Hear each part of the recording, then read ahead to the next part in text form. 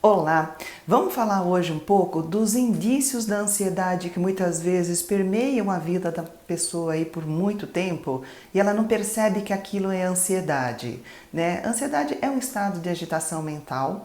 Essa agitação, ela pode transparecer também comportamentalmente, ela pode também fazer coisas que estão ali mostrando o quanto que ela é ansiosa, ou às vezes não. Você olhando a pessoa, ela até parece que está serena, até parece que está tudo bem, mas dentro só ela sabe o turbilhão que acontece.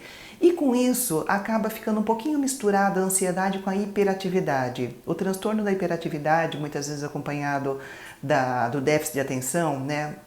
TDAH, transtorno de déficit de atenção e hiperatividade, que algumas vezes existe o déficit de atenção sem hiperatividade, mas enfim, muitas vezes é confundido, mas não é bem a mesma coisa. Às vezes a ansiedade acontece junto na hiperatividade, porque a hiperatividade é uma mudança de foco muito rápido. A pessoa ela não consegue se fixar a atenção dela por muito tempo numa coisa. É uma cabeça que tem uma química, que tem normalmente é genético, tem um modo de funcionar todo dela, e a ansiedade pode vir como um subproduto, porque ela não consegue focar na aula, não consegue prestar atenção numa conversa, está conversando com uma pessoa, normalmente, às vezes o assunto é até legal, uma coisa até que ela gosta, mas a cabeça dela está voando em outras coisas e não sabe mais o que a pessoa está falando. Às vezes ela não consegue ficar muito tempo numa atividade, ela começa a limpar a casa, ela começa a limpar o quarto, depois vai para a cozinha, depois vai para a sala, vai ver, está tudo pela metade, não acabou nada. Isso pode ser hiperatividade. E pode causar uma certa angústia, né? Esse comportamento ser desse jeito e ficar ansiosa consigo mesma por não conseguir se focar. Mas é uma outra coisa. A ansiedade ela também acaba tendo muita correlação com a depressão, né? E muitas vezes se confunde, se mistura, muitas vezes a pessoa é ao mesmo tempo ansiosa e depressiva. Muita gente costuma traduzir, né, de uma forma para simplificar e diferenciar ansiedade de depressão, é que diz que a ansiedade é um sofrimento do futuro, das coisas que estão por acontecer, e depressão é um sofrimento que vem do passado, das coisas que já aconteceram. Não é exatamente desse jeito, né? Porque depressão tem todo um quadro, tem toda uma interação de fatores sociais, ou seja, uma pessoa que leva uma vida mais sofrida, mais complicada, com desemprego, e se tiver alguma propensão química, biológica ainda para uma depressão, pode ser um quadro que se agrava. Tem essa questão biológica também, da química do cérebro da pessoa funcionar de uma forma diferente, por isso que é importante que nos quadros, né, mais graves de depressão que sejam acompanhados por um médico para ele avaliar toda a necessidade de medicação. E as questões psicológicas também, né? Por exemplo, uma pessoa muito tímida, uma pessoa que tem alguma questão que causa sofrimento para ela, pode dar um agravo aí na depressão. E a ansiedade, ela é vista como uma descompensação daquela apreensão diante do que é diferente, né? Muitas vezes do que é novo, do que ela não está habituada e ela fica naquela expectativa.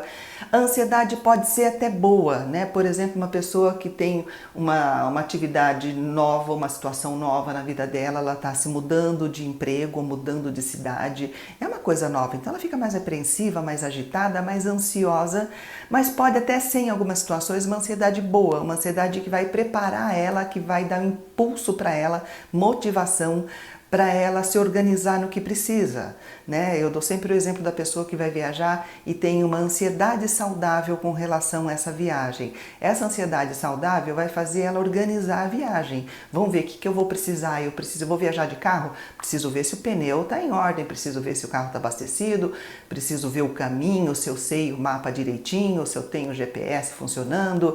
É uma ansiedade que ajuda ela a preparar. A pessoa vai para uma entrevista de emprego. Dentro de uma ansiedade normal, digamos assim, benéfica, ela vai se preparar, ela vai observar como é a empresa, o que a empresa pede, vai conhecer um pouco a respeito da empresa para estar preparada para essa entrevista. Ou vai estudar, vai fazer algum curso que é necessário para esse emprego, enfim, é uma ansiedade que motiva. Quando essa ansiedade está grande demais, não motiva. Já não motiva.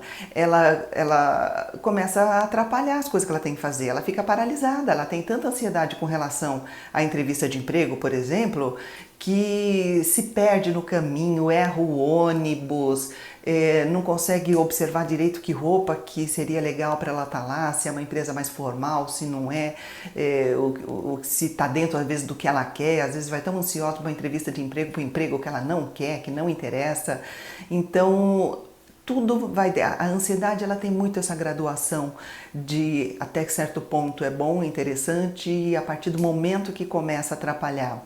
Então, vou colocar aqui 8 indícios de ansiedade que muitas vezes estão aí acontecendo na vida da pessoa ao longo do tempo. É só uma questão de observar o quanto que está entrando no nível do tá te prejudicando, tá te causando algum mal aí em algum aspecto da sua vida ou se está dentro ainda do normal, né? Então, vamos aos 8, né? A pessoa que se ocupa para não sentir, aquela que quando tem um problema, uma questão para resolver, ela não quer olhar para aquilo, ela vai fazer um monte de outras coisas. Quando vai ver, ela tá limpando o armário, tá faxinando, tá... Você fala, nossa, que pessoa dedicada, que bacana, que bom. Não, ela tem um problema maior para resolver, que ela não tá conseguindo olhar, não tá conseguindo lidar, não tá conseguindo pensar naquilo, então ela vai se ocupar longamente com alguma outra coisa. Pessoa que só aceita a perfeição, né, que não se permite errar. Claro que também não estou falando de ser uma pessoa esculachada, que faz qualquer coisa, que tanto faz como tanto fez, mas não se permite ser humana, não se permite estar dentro ali da margem de que tudo bem, que é um erro que não vai prejudicar ninguém, não vai incomodar nada, ela quer aquilo perfeito exatamente como está na cabeça dela, e às vezes o que está na cabeça dela nem é o que vai dar mais resultado, mas enfim. A ruminação, a culpa, aquela coisa de ficar... Isso tem muito a ver com a depressão, também é um sintoma muito característico. Ficar ruminando o que aconteceu, o que a pessoa falou, o que deixou de falar, que não devia ter feito isso, que devia ter feito assado, de por que foi assim, de que essa coisa de não consegue se livrar e o assunto roda na cabeça dela e sente culpa do que fez, do que aconteceu, do que não falou. Né? A compulsividade, aquela coisa de não se segurar, que tem que sair, tem que fazer alguma coisa, a falta de controle sobre seus pensamentos, ou é um pensamento compulsivo que roda, ou então comportamentos compulsivos. Muitas vezes cai no toque, que é um transtorno obsessivo compulsivo, que é um transtorno de quadros ansiosos. A pessoa que faz repetidamente uma mesma coisa, sem sentido, né? Verifica a maçaneta 10 vezes na hora que está saindo de casa, sendo que a gente sabe que na primeira verificada, ok, está fechado, eu vou embora, está tudo em ordem.